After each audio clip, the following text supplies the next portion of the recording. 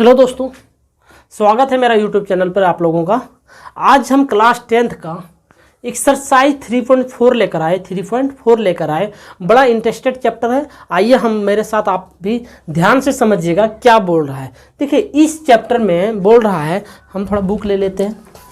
इस चैप्टर में बोल रहा है कि निम्न समीकरणों के युग्म को विलोपन विधि तथा प्रतिस्थापन विधि से हल कीजिए। कौन सा विधि अधिक उपयुक्त है? अब देखिए इसके पहले वाले चैप्टर जो 3.3 हम पढ़े थे उसमें हम प्रतिस्थापन विधि से हल करना सीख लिए थे। बहुत बेहतरीन ढंग से हम सीखे थे प्रतिस्थापन विधि को कैसे हल करना। इस बार हमको सीखना है विलोपन विधि से। अब जब सेम चीज़ जो सीख लिए थे दोबारा हमको सीख के क्या फ़ायदा। तो प्रतिस्थापन विधि से हम सीख लिए थे, अब हम विलोपन विधि से सीखते हैं। विलोपन विधि देखिए, विलोपन विधि जो है सबसे आसान विधि भी है बनाना। और आप एग्जाम में अगर बनाना आता है विलोपन विधि तो विलोपन विधि से ही हल कीजिए, क्योंकि बहुत छोटा में बनेगा और आसान से बनेगा। तो विलोपन विधि का नियम, बुक थोड़ा रख लेते हैं। विलोपन विधि का नियम है कि किसी एक दो समीकरण दिया हुआ है, किसी दो समीकरण में, दोनों समीकरण में किसी एक पार्ट को बराबर करना है। क्या करना है? बराबर करना है।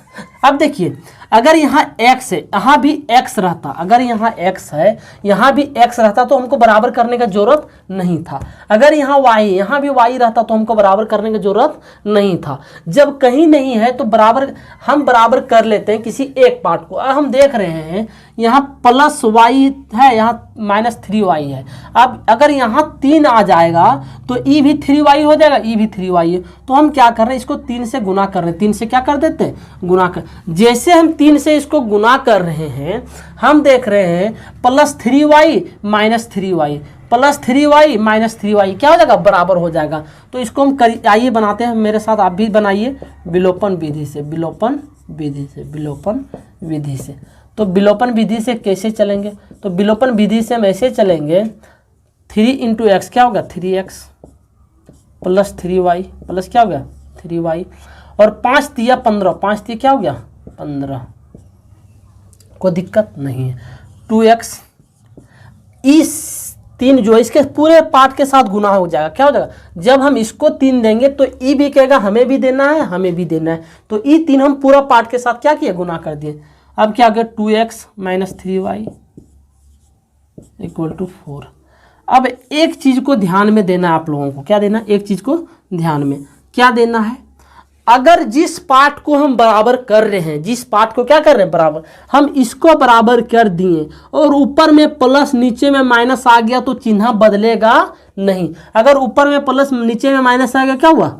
कट गया। दोनों पार्ट क्या हुआ? प्लस माइनस क्या होता है? माइनस होता है, ऑलरेडी क्या हुआ? खत्म हो गया। अगर यहाँ भी प्लस आ जाता, अगर यहाँ भी प्लस आ जाता है तब सबका चिन्ह बदल जाता। सबका चिन्ह क्या होता है? बदल जाता। तो जब बदलता चिन्ह तब इसको काटते हैं और 3 में 2 घटाते तो 1x लिखते और 15 में 4 घटाते 11 लिखते। अभी उस तरह का क्वेश्चन नहीं, जब उस तरह का क्वेश्चन आएगा तो आपको समझ में आ जाएगा। तो देखिए हम माइनस का क्या हुआ? बदल गया। अब जोड़ दीजिए, 3 और 2 क्या हो गया? 5x, क्योंकि ई भी प्लस में, ई भी क्या है? प्लस में। और 15 और 4 क्या हो गया? 19 हो गया। 15 और 4 कितना हो गया? 19। x बराबर कितना हो गया? 19/5। 19/5 क्या? ये गुना में ना नीचे आया क्या हो गया? भागा में। x बराबर क्या होगा? 19/5 हो गया। अब x बराबर इतना निकाल लिए। अब किसी समीकरण 1 और समीकरण 2 में x का मान बैठा दीजिए। आप जिसमें चाहो उसमें बैठा सकते हैं। हम समीकरण 1 में बैठा देते हैं। समीकरण 1 में x का मान रखने पर, x का मान रखने पर अब समीकरण 1 मेरा क्या है? समीकरण 1 है x plus y equal to 5। x plus y equal to क्या है? 5। तो x का मान कितना? 19/5 प्लस y बराबर क्या हो गया? 5। अब हम क्या कर रहे हैं, हम देख रहे हैं y को y रहने देते हैं, 5 को 5 रहने देते हैं। कि प्लस में इधर ले जाते हैं माइनस में, कोई दिक्कत नहीं। y का y रहने देते हैं, 5 का 5, ये प्लस में इधर गया क्या हुआ? माइनस में।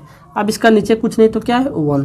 तो y इक्वल टू क्या आ गया? एलसीएम ले लीजिए, 5 आ गया। एलसीएम कितना है? 5 5 5 कितना आ गया? 25। और 5 से 5 खत्म हो कितना हो गया? 19। अब y इक्वल टू कितना हो गया? 19 में 25 चल गया, कितना बचा? 6। 19 से 20 और 5, हाँ 6, 6/5। देखिए आ गया मेरा आंसर कितना आसानी से। x इक्वल टू आया 19/5, तो y इक्वल टू आया मेरा 6/5। यही मेरा क्या हो गया, आंसर हो गया। आई होप आपको समझ में आ गया वही सारा प्रोसेस को कि विलोपन विधि से कैसे हम हल करेंगे। सो अब नेक्स्ट क्वेश्चन देखते हैं। अब अगर नहीं भी समझ में आया तो वीडियो में अंत तक बने रहिएगा, आपको बहुत बेहतरीन ढंग से समझ में आ जाएगा। अब हम चलते हैं सेकंड नंबर क्वेश्चन पे। अब हम देखते हैं सेकंड नंबर क्वेश्चन। देखिए सेकंड नंबर जो क्वेश्चन है, second number question same first के जैसा ही है। देखिए सेकंड नंबर क्वेश्चन को हम देख रहे हैं 3x + 4y = 10, 2x - 2y = 2 है। अब क्या है सो समझिए कि हम किसी एक पार्ट को देख रहे हैं, तो यहाँ 3x है, यहाँ 2x बराबर नहीं, यहाँ 4x है, यहाँ 2y बराबर नहीं। किसी एक पार्ट को बराबर करते तो हम प्लस माइनस वाला बराबर करते हैं, बनाना क्या हो जाएगा, आसान है। ये प्लस में, ये क्या है, माइनस में। यहाँ 4 है, यहाँ क्या है 2। अगर यहाँ हम 2 दे दिए, क्या दे दिए, 2 दे दिए, तो 2 दूनी क्या हो जाएगा, 4 होगा। अब सीधा विलोपन विधि से चलते। कौन विधि से चलेंगे, विलोपन विधि से। विलोपन विधि से तो विलोपन विधि से अगर चल रहे हैं तो मेरा क्या होगा, 3x + 4y = क्या हो गया, 10। दूसरा मेरा क्या हो जाएगा, ये पूरे पार्ट में गुना हो जाएगा, 2 दूनी क्या हो जाएगा, 4x प्लस नहीं माइनस है, माइनस लिखिए, 2 दूनी 4y बराबर की 2 दूनी 4 हो जाएगा। लिख दीजिए आपको अच्छा से। अब इसको क्या कीजिए, काट दीजिए। कैसे, ये प्लस में ऑलरेडी आ गया, माइनस में। जो चीज को हम बराबर किए वो चीज अगर प्लस माइनस में रहा तो चिन्ह बदलने का जरूरत नहीं है। क्या हुआ, सीधा कट गया। 4 3 क्या होगा, 7x हो गया, = 10 और 4 क्या होगा, 14 हो गया। x = क्या हो गया, 14/7, 14/7, 7 दूनी क्या हो गया, 14। x = क्या हो गया, 2। x = क्या क्या, 2। अब x = 2 आ गया तो y का मान निकालना है। तो y का मान निकालना है, समीकरण 1 चाहे समीकरण 2 में ले लीजिए। हम समीकरण 1 में ले लेते हैं। समीकरण 1 में y का मान रखने पर, सॉरी x का मान रखने पर, x का मान रखने पर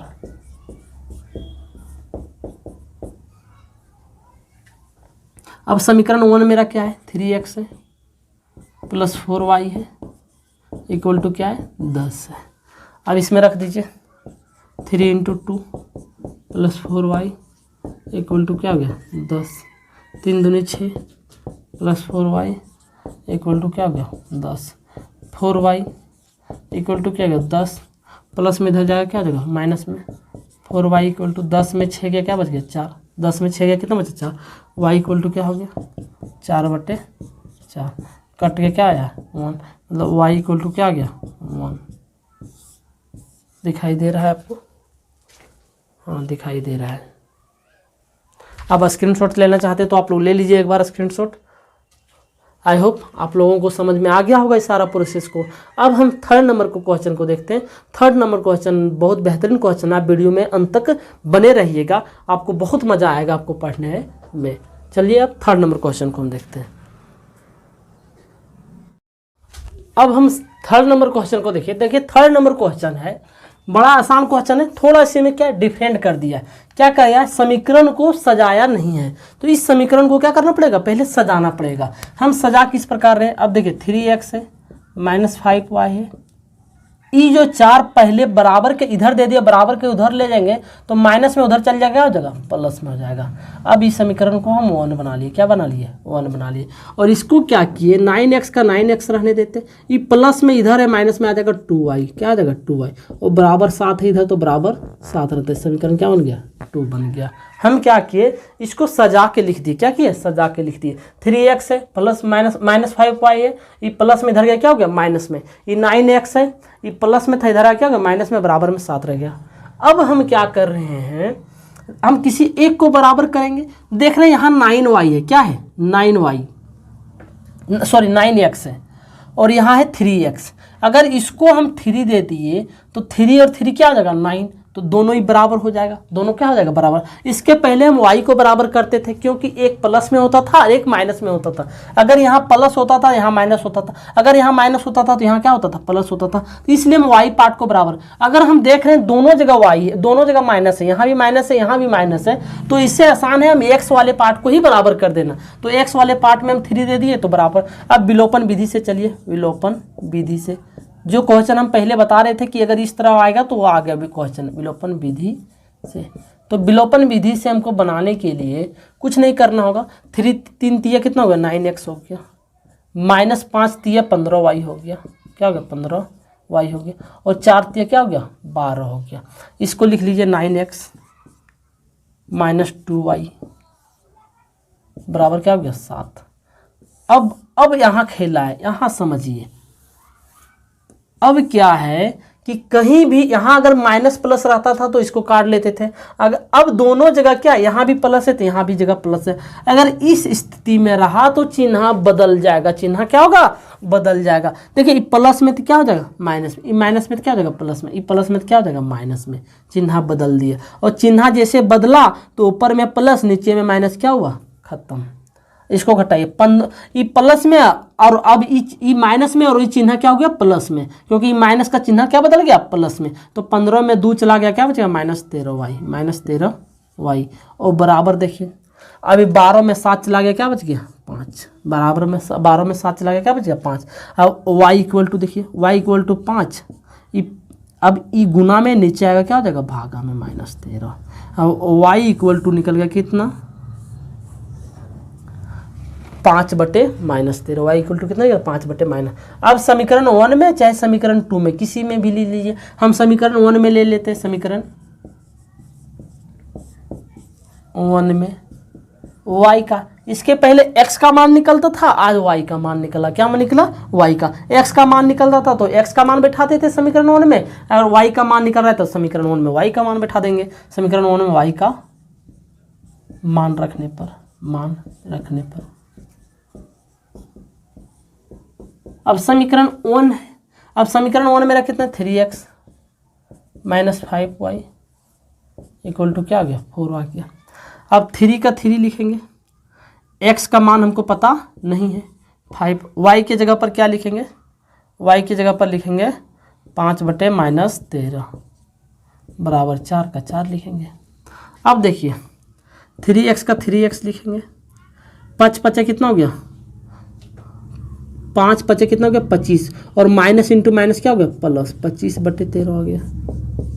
यहाँ समझ में आ गया होगा कि प्लस क्यों लिए, क्योंकि ऑलरेडी एक माइनस यहाँ है और एक माइनस यहाँ है, तो माइनस गुना माइनस क्या हो जाता है प्लस। हम सब लोग पढ़े कि माइनस इंटू माइनस क्या हो जाता है प्लस, तो माइनस इंटू माइनस क्या हो गया प्लस, और 5 5 क्या हो गया 25/13 हो गया, बराबर में आधार आ गया कितना 4 आ गया। अब हम क्या कर रहे हैं 3x का 3x रहने देते, 4 का 4 रहने देते, ये प्लस में इधर ले गया क्या होगा माइनस में 25/13, कोई दिक्कत नहीं है। हम कुछ नहीं किए, 3x का 3x रहने दिए, 4 का 4 रहने, प्लस में इधर लेके क्या होगा माइनस में। अब इसका नीचे कुछ नहीं तो क्या है 1 है, भिन्न का जोड़ ले लीजिए 13 आ गया। तो 13 चौक क्या होगा 52, -13 से 13 खत्म हो गया 25। अब इधर जगह नहीं है तो यहाँ ले लीजिए, क्या दिक्कत है। 3x का 3x लिखेंगे, 52 में 25 को घटा दीजिए, 12 में 5 चला गया बच गया 7, यहाँ 4 में 2 चला गया बच गया 2, 27/13 27/13 आ गया, कोई दिक्कत नहीं। जब कोई दिक्कत नहीं है तो देखिए अब आसानी से काट दिए, 3 9 27 कट सकता है ऊपर, कोई दिक्कत नहीं। 3 9 क्या हो गया 27। अब x इक्वल टू क्या आ गया 9/13, x इक्वल टू क्या आ गया 9/13। अब देखिए y equal to 5/13, x equal to 9/13, कोई दिक्कत नहीं है।